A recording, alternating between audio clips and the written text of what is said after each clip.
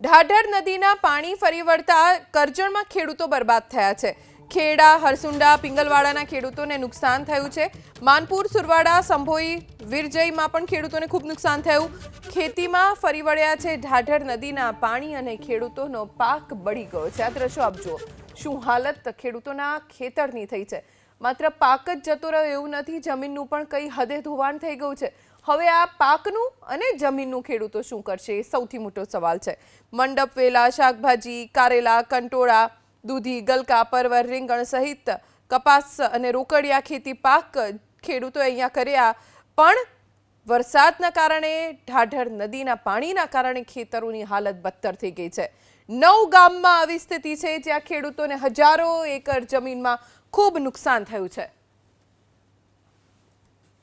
ઢાઢર નદીના પૂર સતત આવવાથી અમારા કપાસને 90% 95% નુકસાન છે। હવે નાનોથી છોકરાની પેટ મોટો કરેલો કપાસ, એમાં સદંતર નુકસાન છે। ઝાઝો ખર્ચ આવેલો છે, છોકરાની પેટ મોટો ઉછેર્યો છે। અત્યારે માથા દેવાનો વારો છે। શાકભાજીમાં મારી ટોટલી નિષ્ફળ ગયું છે। એક મંડપ મારે 65-70 હજારનો ખર્ચો લાગેલો છે। તમામ મંડપ મારા બેટમાં ફેરવાઈ ગયા છે અને નદીના પાણી સાથે વહી ગયા છે। સરકારશ્રીને એટલી અપીલ છે કે એનું થોડું ઘણું રાહત મળે તો સારું।